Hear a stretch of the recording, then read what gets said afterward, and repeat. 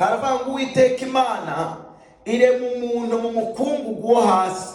Kuvuga ngo yafashe umukungugu wo hasi irawubumbabumba ikuramo ikintu gisa natwe. Imana yacu nishimwe. Imuhumekeramo umwuka w'ubugingo, umuntu ahinduka ubugingo buzima. Imana yacu nishimwe. Kuvuga Imana yafashe ikintu, ubutaka bwo hasi umukungugu, irabubumbabumba ikuramo ikintu gisa natwe kimeze uko tumeze. Hanyuma irangije ifata umuntu cya kibumba mu mazuru yacyo, ihuhiramo umwuka wayo. Hanyuma wa mwuka w'Imana winjiye mu muntu, umuntu ahita agira ubugingo, arahaguruka arahagarara, ari umuntu muzima. Imana yacu nishimwe cyane. Haleluya. Hanyuma no kuvuga ngo umuntu agizwe na materiyeri zavuye mu butaka arizo zaremye umubiri, hanyuma akagira umwuka wavuye ku Mana, hanyuma akagira n'ubugingo butuma abaho. Imana yacu nishimwe. Hanyuma rero ibi bintu tubibona na Paulo yabivuzeho. Yandikiye Abatesalonike, mu rwandiko yandikiye Abatesalonike rwa mbere Paulo mu bice 5 umurongo wa 23, naho yamenye ibyo bice ko bibaho ku muntu. Imana yacu nishimwe.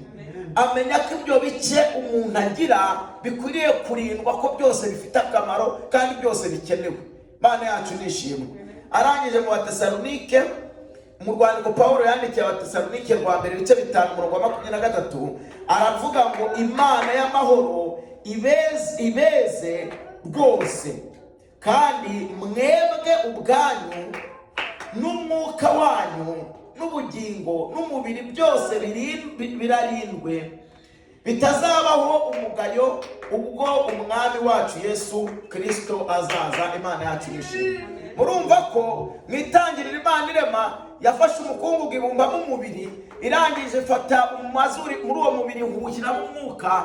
Uwo mwuka uhita uzana ubugingo mu muntu. Umuntu aba afite materiyeri zibiri, umukungugu, umwuka n'ubutaka. Imana yacu ishimwe cyane. Muri ubwo mukungugu niwo tubona uyu witwa umubiri. Imana yacu nihabwe icyubahiro. Hanyuma rero ibi bintu uko ari bitatu bishobora gupfa. Imana yacu tugirire neza. Ariko hakaba hari bibiri bihoraho iyo umuntu yabyemereye. Imana yacu nishimwe cyane. Uyu mubiri urapfa. Ikituma upfa ni ukuba ntabwo ari ko umugambi w'Imana wari umeze.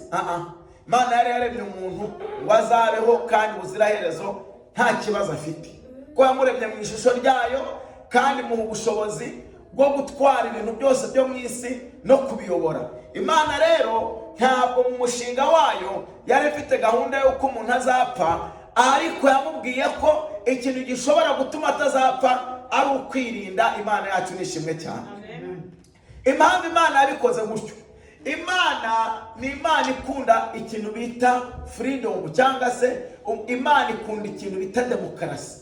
Nubwo ari umwami, Imana yacu ni umwami, ariko ni umwami utanga uburenganzira.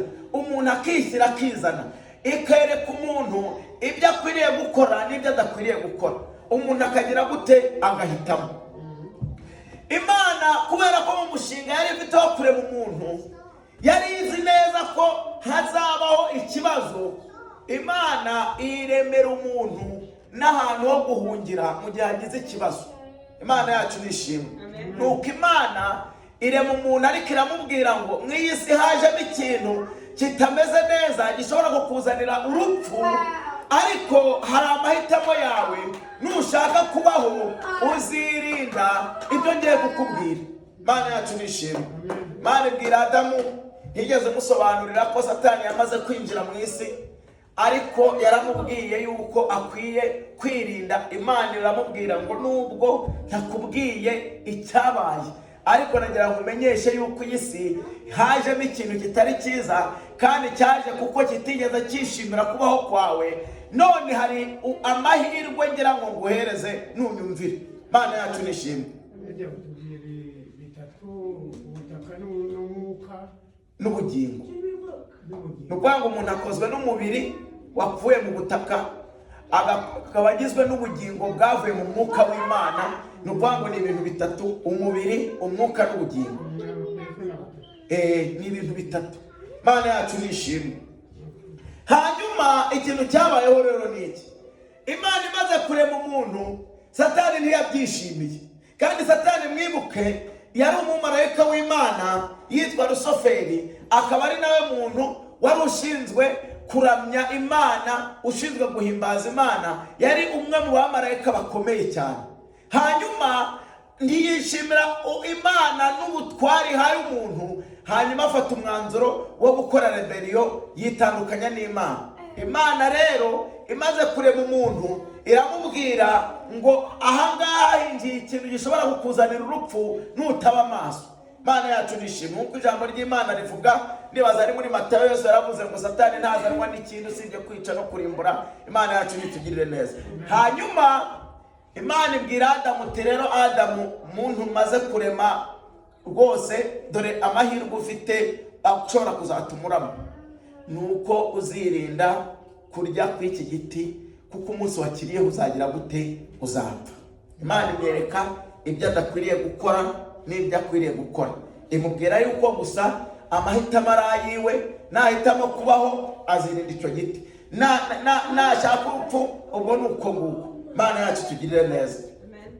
Adamu rero igihe cyarageze, ibyo Imana yamubwiye ntiyabyubahiriza, aracumura, asuzugura Imana, akora ibyo yamubujije. Arangije urupfu ruba ruraje. Wa mubiri Imana yari yararemeye kuzabaho, hanyuma uba ugize ikibazo cy'urupfu. Imana yacu nishimwe cyane. Rero hari ijambo Imana yabwiye Adamu. Adamu yaramubwiye Imana ngo umunsi uzarya kuri ku rubuto rwa kiriya giti no gupfa uzapfa. Abantu rero bajya bibaza ngo none ko yavuze ngo no gupfa uzapfa, yarangiza akamara imyaka 930. Imana yacu nitugirire neza. Imana ni ukuvuga ngo uyu muntu Imana yaremye ugizwe n'ibintu bitatu. Ibi bintu uko ari bitatu, iyo utagenze neza bimwe muri byo birapfa, ugasigara uri kugenda uri umubiri gusa n'ubugingo, ariko umwuka utakiri muri wowe, umwuka w'Imana uguhuza nayo utakiri muri wowe. Imana yacu nitugirire neza. Turaza kugenda twumvikanisha uburyo ibyo bintu bikorana. Adamu rero ikintu cyamubayeho, Imana yajyaga igirana ubusabane na Adamu buri munsi, yajyaga iza kumusura. Hanyuma amaze gucumura, ntiyongeye kubona Imana. Yabonye Imana ije kumuhana, imwambika imyenda, irangije iramubwira ngo ngaho genda muri Edeni, ntuzongera gukandagizamo ibirenge. Irahamwirukana, ihashyira abamarayika bo kuharinda. Adamu arazerera, aba inzererezi mu isi, ntiyongera kubona Imana ubuziraherezo kugeza bwo yapfaga. Imana yacu tugirire neza. Ni ukuvuga ngo urupfu rwa mbere rero ni ukubaho utabanye neza n'Imana. Urwo ni rwo rupfu rwa mbere, ni rwo rupfu rwo mu mwuka. Ni ukuvuga ngo Adamu yabayeho akoreshwa n'irari ry'umubiri, akoreshwa ubugingo. Ni ukuvuga ngo ubugingo burimo hagati. Imana yacu nishimwe. Ubugingo iyo ushatse ubwo ubuhereza umubiri, ukaba ari ubukoresha, cyangwa se ukabwegurira umwuka, ukaba ari ubukoresha. Imana yacu nishimwe. Ni ukuvuga ngo rero umubiri ugizwe n'iki? Umubiri ugizwe n'amaguru, umutwe, igihimba, amaguru n'amaboko. Nabyo ni ibice bitatu niko babitwigishije. Uwo mubiri rero niwo dukoresha tugenda, niwo dukoresha duterura, niwo dukoresha twikorera, niwo dukoresha muri activite zo turebesha umubiri, ni nawo duhumekesha, ni nawo twumvisha, ni nawo dukore. Ni ukuvanga ibi bintu biri physical, niwo mubiri. Imana yacu nishimwe cyane. Hanyuma hakaba ikindi nacyo bita ubugingo. Imana yacu ishimwe. Ubugingo nibwo umuntu akoresha atekereza, nibwo akoresha agira amarangamutima, nibwo akoresha akunda, ni nabwo akoresha yanga, ni nabwo akoresha yumva umubabaro, ni nabwo akoresha yumva ibyishimo. Imana yacu nishimwe cyane. Nibyo bita ubugingo. Ubugingo nibwo buduha kumva feelings, cyangwa se ibintu ibintu bitubabaje, kumva ibintu bitunejeje, kubona abandi tukababarana nabo, kubona abandi tukishimana nabo, bikoreshwa n'agace k'umuntu bita ubugingo. Imana yacu nishimwe.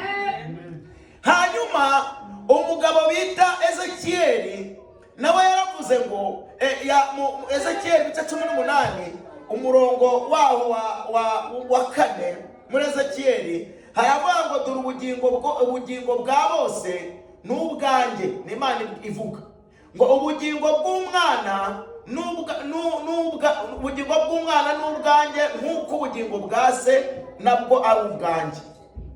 Ubugingo bukora icyaha nibwo buzapfa. Imana yacu tugirire neza. No kuvuga ngo n'ubugingo iyo urebye nabi bugira gute? Burapfa. Ariko Imana yo mu bugingo bw'umuntu udakora icyaha ngo ntibupfa. Imana yacu nishimwe. No kuvuga ngo umubiri wo urasaza. Ikintu kiranga umubiri urakura ugasaza ukanapfa. Umubiri urarwara, urananirwa, urasonza, hanyuma umubiri igihe kiragera ugasaza ugapfa. Ni ibintu utahindura. Imana yacu nishimwe. Ariko ubugingo ntibusaza, ntibunanirwa, ntibupfa, keretse iyo ubwinjijemo icyaha. Imana yacu nishimwe cyane. No kuvuga ngo ubugingo bwo Pawulo yaravuze ngo nubwo umuntu wacu w'inyuma agenda agira intege nkeya asaza, ngo ariko uw'imbere we agenda yuzuza imbaraga uko bwije n'uko bukeye. Imana yacu nishimwe cyane. Wahora ari mushyashya. Kubera iki? Umuntu w'imbere ari bwo bugingo ntabwo apfa kereka iyo yinjije icyaha. Ni ukuvuga ngo ikintu cyica ubugingo ntabwo ari ugusaza, ntabwo ari indwara, nta nubwo ari umunaniro, ahubwo ni icyaha. Ni ukuvuga ngo puwazo cyangwa se uburozi bwica ubugingo ni icyaha. Imana yacu nitugirire neza. Ni ukuvuga ngo iyo icyaha cyinjiye mu bugingo umuntu aba apfuye. Imana yacu nitugirire neza. Hanyuma Ezekiyeli aravuga ngo ubugingo bwonyine bujya bupfa n'ubwinjiwemo n'icyaha. Ubu ni ukuvuga ngo tumaze kubona ko umubiri urapfa, hanyuma n'ubugingo iyo ubushyizemo icyaha nabwo bugira gute? Burapfa. Ariko umubiri urarwara, umubiri urasaza, umubiri urananuka, umubiri urabyibuha, umubiri ukagera n'igihe ukanapfa. Imana yacu tugire neza. Ariko ubugingo bwo iyo nta cyaha cyinjiyemo, umubiri uko usaza, ubugingo bwo buba buri kugenda buba bushyashya. Imana yacu tugire neza. Ubugingo ntibusaza, ubugingo ntibunanuka, ubugingo ntibucika intege, ubugingo buhora bukomeye. Imana yacu ishimwe. As long as utinjijemo ikintu bita icyaha, ubugingo nta kibazo buba bufite. Hanyuma n'umwuka rero, umwuka wo iyo umuntu apfuye usubira ku Mana aho wavuye. Imana yacu nishimwe cyane. Ubugingo nabwo bugategereza kuzacirwa urubanza. Imana yacu nishimwe. Umubiri wo usubira mu butaka ugahinduka umukungugu. Imana yacu nishimwe. No kwanga ibintu bisigara bifite ikintu bitegereje n'ubugingo n'umwuka. Imana yacu nishimwe. Hanyuma umubiri nawo Jambo ry'Imana yavuga ngo umubiri uzongera uzuke, ariko ntituzazuka dufite uyu nguyu twambaye uyu munsi, tuzazuka n'undi mubiri mushyashya. Imana yacu nishimwe cyane. No kuvuga ngo uyu mubiri dufiteho uzagira iherezo mu kuzuka. Imana izatuzura n'undi mubiri, ariko uyu nguyu ntabwo uzagaruka. Imana yacu nishimwe cyane. Noneho rero uyu mubiri udufasha kugira ngo duhuze umwuka n'ubugingo dukorere Imana. Imana yacu nishimwe. Iyo umubiri uwukoresheje ukirukana umwuka, usigara uri gukoreshwa n'ikindi kintu kiba mu muntu cyazanywe na Satani cyitwa kamere. Imana yacu tugirire neza. Kamere ntabwo yaremanywe n'umuntu, ahubwo umuntu yazanye kamere bw'icyaha cyinjiraga mu muntu. Azana ikintu bita kamere kimukoresha ibintu gusa bijyanye n'umubiri. Kamere umushinga wayo ukundisha umuntu umubiri, ukangisha umuntu Imana. Imana yacu nitugirire neza. Hanyuma rero umwuka Imana imaze kurema umuntu, agace k'umwuka umurimo gakora ni umurimo wo gufata bwa bugingo ukabuhuza n'Imana. Imana yacu nishimwe. Niyo mpamvu Adamu amaze gucumura agace ke k'umwuka w'Imana nikabaye kakiri kazima, karimutse, asigara akoreshwa na kamere, ubundi ayoborwa n'umubiri gusa, umwuka ntiwaba ukiri muri we. Imana yacu nishimwe. Iyo abantu batandukanye, iyo ikintu cya mbere kikubwira yuko utakiri muzima mu buryo bw'umwuka, nuko uba utagifite inzara n'inyota byo gushaka Imana. Imana yacu nishimwe. Kubera ko agace konyine gatuma ushaka Imana ni agace k'umwuka. Imana yacu ishimwe. Iyo umwuka wawe utakiri muzima, ntabwo ugira inzara n'inyota byo gushaka Imana, ugira impamvu nyinshi zituma utaza mu materaniro. Ubu hari abantu ku cyumweru batajya mu materaniro cyangwa bakayajyamo bakererewe, ariko wabatumiye mu birori ku cyumweru isaha yose wabaha bazinduka. Imana yacu tugirire neza. Baba bafite ikibazo cy'agace k'umwuka kadakora neza. Imana yacu tugirire neza. Ubu hari abantu bakora kuva ku wa mbere bakageza ku cyumweru, bagakora ku buryo batabonera umwanya na mutoya Imana ngo basabane nayo.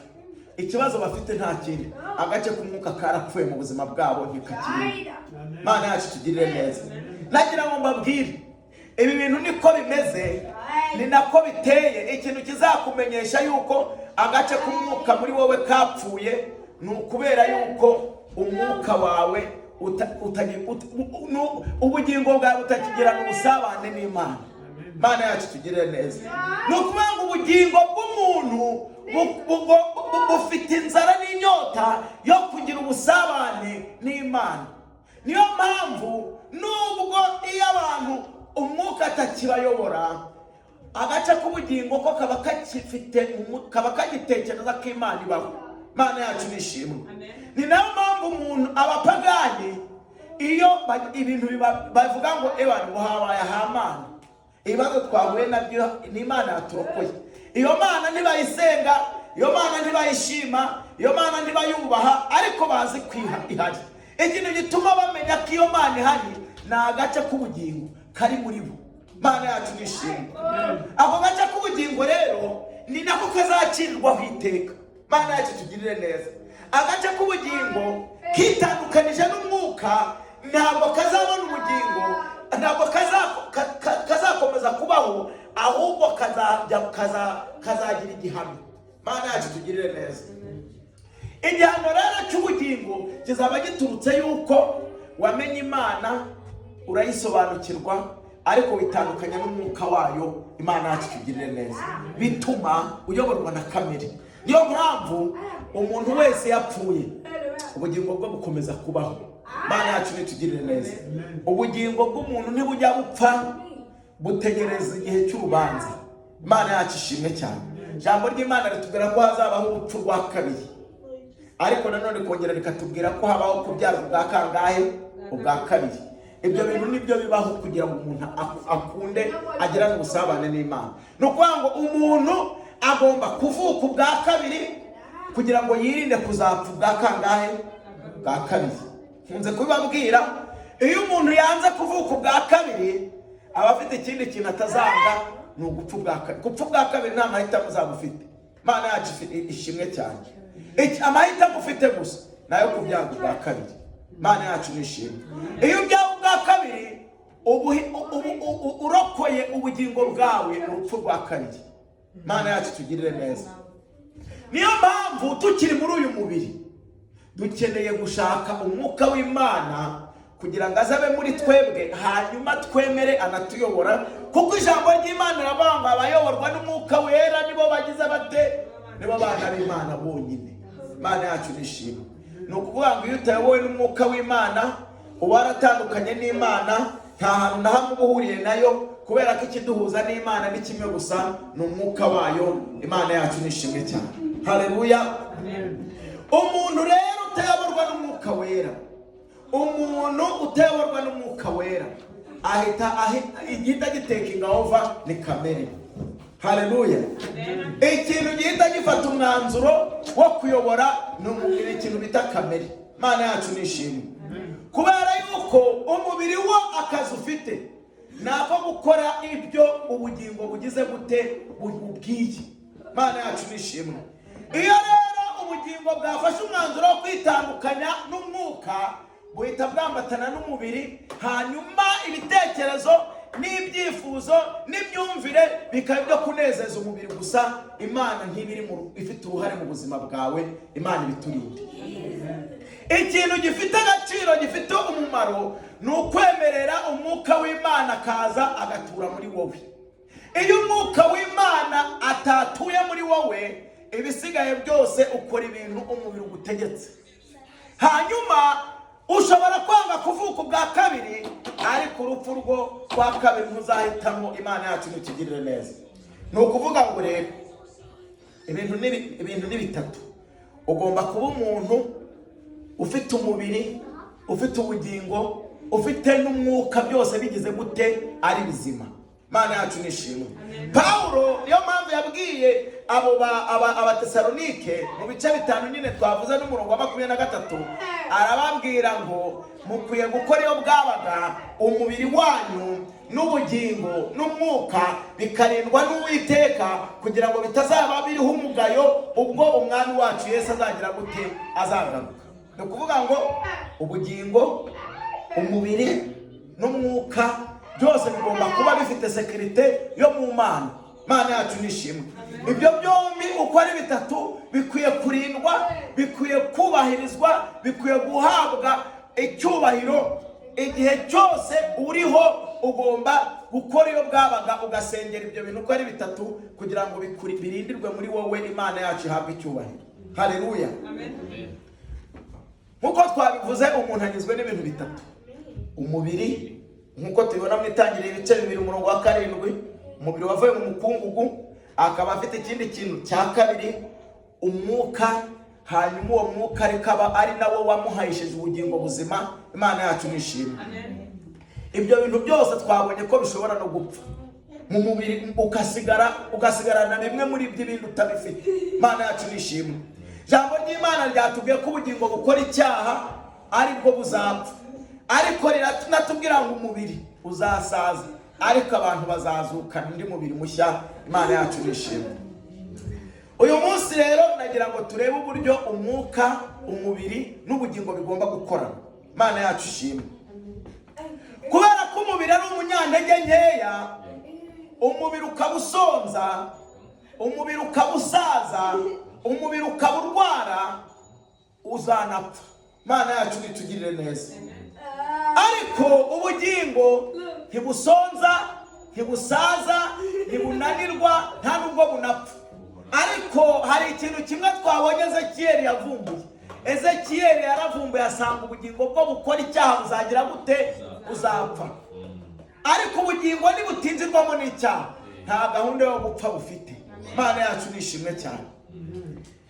Niyo mpamvu Imana yabwiye umukobwa bita Mariya na Marita, irababwira ngo umuntu unyizera ufite agace k'ubugingo kiyujuje n'umwuka, kakemera kuyoborwa n'umwuka, ntabwo azapfa. Imana yacu tugirire neza. Aravuga ngo n'uwapfuye anyizera ngo nzamuzura. Imana yacu nishimwe. Mu kuzuka rero ubugingo, umubiri uzasubirana n'ubugingo, umuntu yongera abeho. Imana yacu nishimwe. Hanyuma aranababwira ngo kandi umuntu utarapfa anyizera nawe ntabwo azapfa iteka ryose. Imana yacu nishimwe. Ni ukuvuga ngo umuntu utarigeze agira icyaha kinjira mu bugingo bwiwe, afite ubuzima bw'iteka ryose. Iyo Imana nivuga atarapfa, ntabwo azaba agipfuye. Imana yacu nishimwe cyane. Hanyuma rero bigomba gukorana gute? Kugira ngo umuntu abe ariho anejeje Imana, bisaba ngo yongere avuke ubwa kangahe? Ubwa kabiri. Iyo uvutse ubwa kabiri n'iki kiba kibaye? Ugize ya relationship twatandukanijwe na Adamu, ukavuga ngo wa Mana we rero ndashaka kugira ngo ngirane ubumwe nawe, nongere kuba muzima nk'uko Adamu yari ameze ataracumura. Imana yacu nishimwe. hanyuma Imana ikakugarura agace k'umwuka ukavuka ubwa kabiri, ukagira ubugingo bufitanye relationship n'Imana, ubugingo bufitanye ubumwe n'Imana. Ikintu rero gituma ugirana ubumwe n'Imana ni agace k'umwuka. Imana yacu nishimwe. Umwuka niyo mpamvu na Yesu yarababwiye ngo umwuka ikintu ushinzwe gukora ni ukudushinja, ni ukuvuga ngo umwuka ni we utubwira iby'amateka kandi nawe utubwira iby'ibyaha. Iyo bacumuye agace k'umwuka niwe kakubwira ngo ibi bintu wakoze si byo. Imana yacu tugirire neza. Iyo rero umwuka muri wowe wapfuye, ikintu kiriho gihita kigiteka ingahova ni kamere. Niyo mpamvu umuntu akora icyaha kumva nta kintu bimubwiye, ejo agasubira agakora ikindi akumva nta kintu bimubwiye, akayakora imishinga y'ibyaha gusa. Agace k'umwuka muri we kaba karapfuye. Niyo mpamvu bigusaba kuvuka ubwa kabiri kugira ngo wa mwuka watandukanye natwe mu gihe cya Adamu ntiyongeye kubona Imana kuva yacumura. Amaze gucumura byahise birangira, Imana ntiyongera yayibonye ubwa nyuma iri kumubwira ko ubu ngubu agiye gutungwa n'isuka, akabira ibyuya kugira ngo abone ibiryo. Arangiza aramubwira ati kwa Heli ntiyongera kumubona. Imana yacu nishimwe. Abantu bakomeje bibaza ati se ko Imana yavuze ko umunsi yakiriye azapfa, yarangiza akamara imyaka 930. Agace kahise kamupfira ku kanya n'akumwuka, ntiyongeye kubonana n'Imana ukundi. Asigara agendesha ubugingo. Ubugingo ikintu bukora, ubugingo nibwo twumvisha imibabaro, ubugingo nibwo twumvisha tunezererwamo, ubugingo nibwo twishimiramo, ubugingo nibwo dukundiramo, ubugingo nibwo twanganiramo, ubugingo nibwo dukoreramo ibintu byose. Iyo icyo wemereye gukorera cyose gihita gikorerwa mu bugingo. Imana yacu nishimwe. Niyo mpamvu umuntu utagira umwuka wera, ibitekerezo bye byose biba bipfuye. Nta kintu na kimwe cyo kumugirira akamaro agira mu buzima bwiwe. Ibintu byose akora ni ibintu byo kunezeza umubiri gusa. Ubugingo butarimo Kristo, ubugingo butarimo umwuka wera, bufite ihame rimwe gusa bukoresha kugira ngo ububesheho umubiri, ni ugukora. Umubiri iyo umuntu akora, iryo hame rirahari. Ijambo ry'Imana avuga umuntu wese ukora agomba kubona ibyo kurya. Imana yacu nishimwe. Atitaye ko yasenze cyangwa atasenze, ibyo ni ihame. Imana yacu nishimwe. Umuntu wese ukora byanze bikunze aba agomba kurya, aba agomba kubaho, aba agomba gutera imbere. Ibyo ngibyo ntibisengerwa. Ni nayo mpamvu ibihugu byose birimo abakozi byateye imbere, kandi ahenshi nta n'Imana ihari. Mu bihugu by'Abarabu basenga Muhamadi, Imana niyo yivuze barakwica. Ariko iyo urebye ibihugu bikize usanga ari ibyo ngibyo. Imana yacu tugirire neza. Zira za Katari na za yose, iyo ujyanye ibya Kristo bagutera amabuye. Ariko kuko bafite ihame bita gukora, nyine barakora, kuko Imana yo yavuze ko umuntu wese ukora nta kabuza azahabwa umugisha. Imana yacu ishimwe. Hanyuma rero ikintu bafite gifite ikibazo ni agace k'ubugingo, kubera ko gafite ibyago byo kuzapfa. Ni ukuri ibi bintu mbabwira. Umuntu witandukanije n'umwuka yanze kuvuka ubwa kabiri, ariko ntazanga gupfa ubwa kabiri. Ibi nkunze kubibabwira. Ni ukuvuga ngo amahitamo namwe ni uguhitamo ubugingo, ukabukorera ukihuza n'umwuka wera, ukabyarwa ubwa kabiri, hanyuma ukabaho, ukaba ufite asiranse y'ubuzima bwose. Nikodemu yarabibajije. Nikodemu yumvise Yesu ari kubwiriza abantu bafashijwe, arangije aravuga nyamara nindeba nawe ubugingo nzabubura, nkwiriye gusanga Yesu nkamubaza uko ibintu bimeze. Nikodemu icyatumye asanga Yesu nijoro nta kindi. Aba bantu Nikodemu yari umukoresha amategeko. Bari abantu bashinzwe gucungira, ni nk'abantu bashinzwe abaminisitiri, twavuga ngo bashinzwe constitution. Urabona ko ari abantu bashinzwe constitution, abanyamategeko, kugira ngo constitution itaba violated. Nikodemu yari ari muri bamwe nk'abo ngabo, ashinzwe ibintu by'amategeko. Hanyuma ikintu rero yakoze, abo bantu bari barahakanye Yesu ko uyu Yesu babonye atari we Masiya. Barabyamamaza, baravuga bati reka ntabwo yavuye ku Mana. Noneho rero Nikodemu yumvise ubutumwa Kristo ari kuvuga bukora kuri ka gace k'ubugingo. Agace k'ubugingo kumva gafite inzara n'inyota byo gukiranuka. Umwuka weraza muri we. Akarabati ibintu nimbibariza aha ngaha muri iki kivunge ndaba nisuzuguje. Hari abantu bumva batakisuzuguza. arabati ndaza kuneka ahantu Yesu ari burare uyu munsi, ndaza kuhamusanga nijoro. Ibintu yavuze numvise bifite ingingo. Arangije aragenda musanga nijoro, aramubwira ati mva rero mwigisha, burya nagize isoni zo kubikubaza cyane uri kubwiriza, ariko wavuze ibintu by'ubugingo numva ndabishatse. Kugira ngo ubu bugingo wavuze nzabubone nzakora iki? Abati kubera ko wifite ibintu bibiri byonyine, umubiri n'ubugingo biyobowe na kamere, ntabwo ushobora kubona ubwami bw'Imana. Bigusaba kuvuka ubwa kabiri kugira ngo wongere uzure ka gace k'umwuka kabe muri wowe. Imana yacu nishimwe. Bati ibyo bintu mvuze numva birishobera amahanga. None se ubu kuntu mbona ko kuvuka twese tubizi bisaba ngo ujye mu nda utwite amezi 9 uvuke. Ubu kuntu ngana nanjye nzasubira mu nda ya mama nongere mvuke, nongere kubaho ubwa kabiri. Aravuga ati reka ikibyawe n'umubiri nacyo ni iki? Ni umubiri. Ahubwo ikibyawe n'umwuka niyo gihinduka umwuka. Niyo mpamvu nagira ngo mbwire ko umuntu utabyawe n'amazi n'umwuka wera atazabasha kubona Imana. Imana yacu tugirire neza. Imana yacu ishimwe. Hanyuma rero Nikodemo arabyumva, asobanukirwa icyo bishatse kuvuga. Icyakurikiyeho nuko tutigeze tumenya niba yarabyemeye cyangwa atarabyemeye, ariko nagira ngo nkubwire ko utaravuka ubwa kabiri, ikizakubaho uzapfa ubwa kabiri. Imana yacu tugirire neza. Urupfu rwo ijambo ry'Imana riratubwira ngo hazabaho urupfu rwa kabiri ruzarimbura abantu bose batakoreye Imana mu kuri no mu gukiranuka. Abo bantu bazahura n'urupfu rwa kangahe? Rwa kabiri. Urupfu rwa mbere rwo ni ikizazane twahuriye kuri Adamu, kubera ko yazaniye umubiri gusaza, azanira umubiri kunanirwa, azanira ibi bintu iyo bivuga n'abantu mwe mujya mubyumva neza.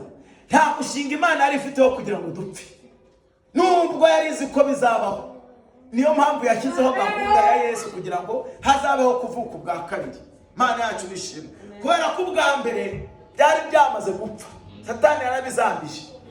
Nagira ngo mwumve ko umuntu yagombaga kubaho ibihe byose, mubyumve ko ariko byari bimeze.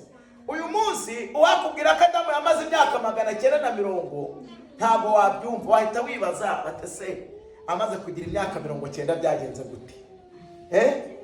Nyine nawe aha muri twebwe ntawe ufite imyaka 75 muri twese uko twicaye aha. None hibaze Adamu we yageze 930. None umuntu agera muri 65 agahita atangira kuraga abana ngo ejo nejo bundi wabona mpfuye.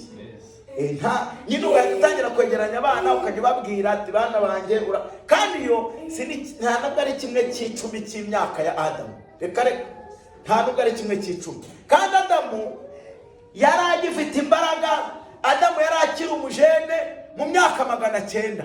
Yari akiri umusore akora, agenda, aterura ibiti, yikorera, agihingira Eva, kimukorera imirimo. Imana yacu nishimwe. Ibyo rero ni ikimenyetso kikubwira ngo no kubaho ubuziraherezo byari gushoboka. Imana yacu nishimwe. Uyu munsi wipimiye kuri Adamu wakumva bitashoboka, ariko byabaye. Ibi ni ukuri, ntabwo ari amateka, ntabwo ari komedi. Imana yacu nishimwe. Adamu yabayeho, uwo bita Metuseli yabayeho imyaka myinshi kurusha na Adamu. Imana yacu tugirire neza. Abo bose barengeje imyaka 900. Mumbwire iyo hari umuntu wageze mu myaka 100 ahita atambuka ku binyamakuru, nubwo yabatuye muri Kongo. Hariho nabonye muri Kongo wagize imyaka 120 bamushyize mu binyamakuru, ari umuntu ufite inda n'amavunja utagira n'imyenda, ariko kubera ko yahitinze mu 110 bahita abinyamakuru bijya kumureba. Kubera iki? Ni igitangaza. Ariko uwahamagara Adamu akabona umuntu w'uyu munsi nk'uwazana Adamu mu isi ya none, agakubitana n'umuntu w'imyaka 60, yahita bati dore ishyano rero. Ubu ufite imyaka 60 ukaba uri kugenda wububa iminkanyari yaraje, atajya ahangaho umaze 900. Imana yacu nitugirire neza. Adamu yakumirwa. Iyo rero tuvuga ko umuntu yagomba kuzabaho urupfu rudahari, ni ibintu byumvikana. Urupfu, icyaha cyatuzaniye urupfu rwihuse. Imana yacu nishimwe. Icyaha cyatumye umubiri wacu usaza utari ufite gahunda yo gusaza. Icyaha cyatumye umuntu imyaka yigabanuka. Imana yacu tugirire neza cyane.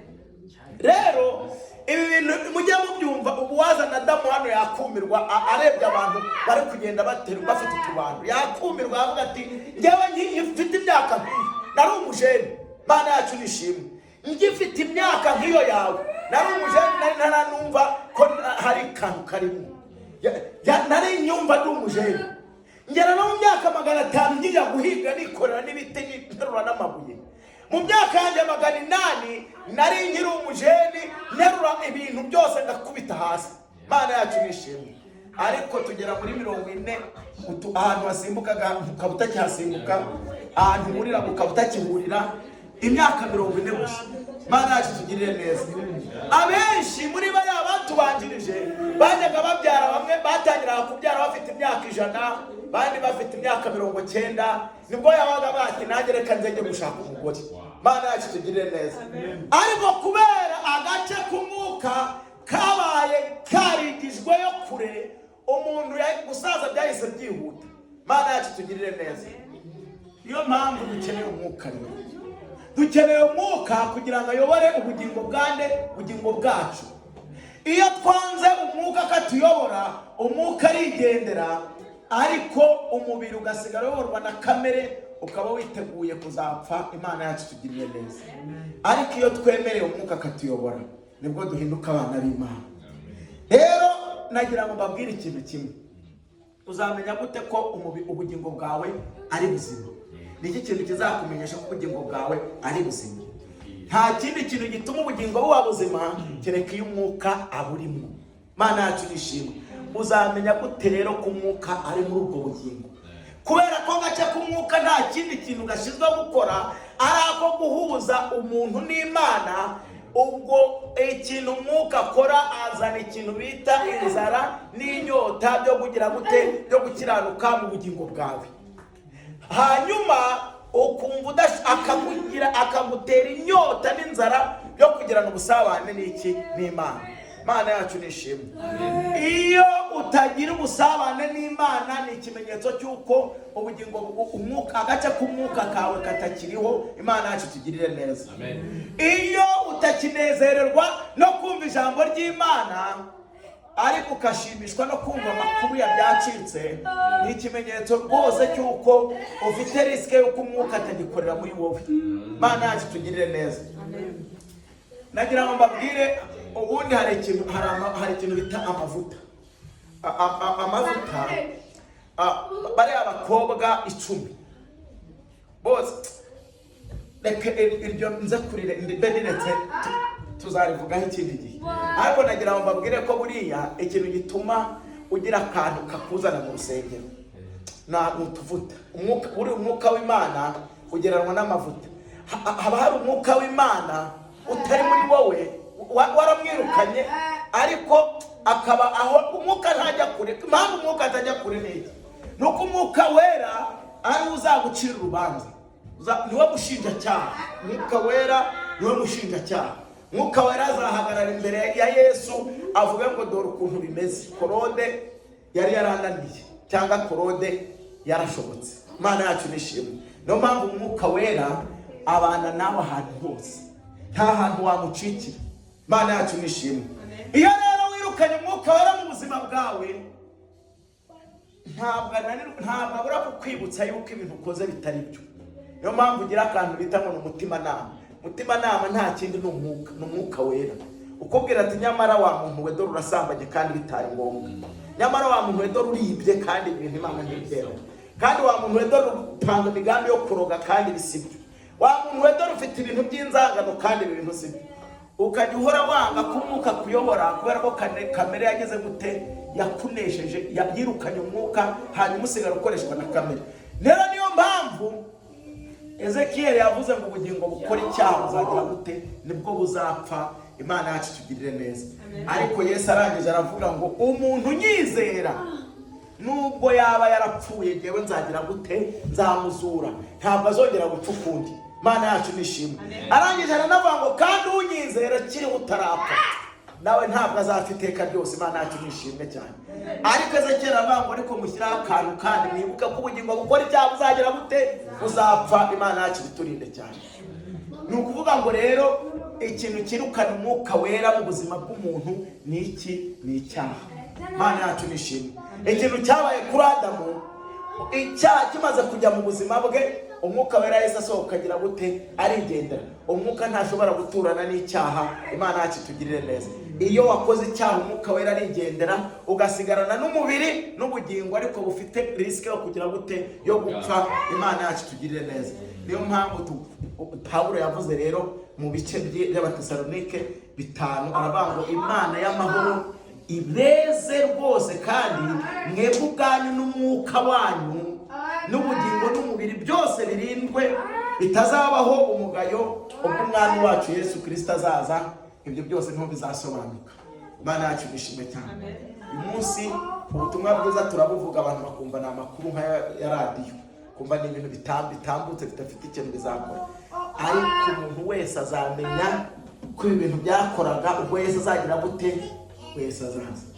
Ikintu kimwe cyonyine ufite amahirwe yo kugira ngo urokore ubugingo bwawe ni ukwemera Yesu akaza, ubugingo bwawe akabuhinduka vuga bwa kabiri, ukemera kugendera muri Kristo ukayoborwa n'umwuka wera. Iyo wanze kuyoborwa n'umwuka wera, nta yandi mahitamo ufite, kamere ihita ikuyobora. Kamere yo ntuyihamagara. Iyo umwuka wera avuye muri wowe umwirukanye, kamere yo iraza, nta mahitamo yandi ufite. Impamvu ni iyi, nuko kamere ari mwene wabo n'umubiri. Byose ni ibintu bya hano mu isi. Umushinga baba bifite, genda ujye gukora shaka buri modoka, shaka umugore, nushaka ushake n'urundi. Hari n'udukobwa ugenda usambane. Dore nare yandaritse ibifaranga aterura wigendere. Niyo kamere nuko imeze. Ariko umwuka urakubwira ngo abari muri Kristo Yesu ntabwo tuzacirwaho iteka. Imana yacu nishimwe. Kandi imigisha yose y'agakiza k'Imana yashyizwe muri Kristo Yesu, iyo tumaze kumwakira biba bibaye ibyacu. Imana yacu nishimwe. Niyo mpamvu nagira ngo mbabwire ngo umuntu si umubiri gusa, umuntu si ubugingo gusa, ahubwo umuntu agizwe n'umubiri, akagira n'umwuka, akagira n'ubugingo. Kandi ibyo byose bikeneye kurindwa kugira ngo bitazagaragarwaho n'umugayo ubwo umwami wacu Yesu Kristo azagira gute? Azagaruka. Rero nagira ngo nsoze mbabwira ijambo. Umuntu wese yari muri Kristo Yesu abaye icyaremwe gishya. Niko Pawulo yandikiye Abakorinto mu bice 2 byaho. Arababwira ngo umuntu wese iyo yinjiye muri Kristo Yesu ababaye icyaremwe gishya. Kugira ngo uhinduke icyaremwe gishya bigusaba Yesu. Kandi Yesu kugira ngo aze muri wowe, nabibabwiye biri mu gitabo cya Zaburi, ngiye nicyo nkunda gukoresha. Zaburi ya mbere haravuga ngo hahirwa umuntu udakurikiza imigambi y'ababi, ntahagarare mu nzira z'abanyabyaha, ntiyicarane n'abakobanyi, ahubwo amategeko y'Imana akaba ariyo yibwira ku manywa na nijoro. Ibyo ni umwanzuro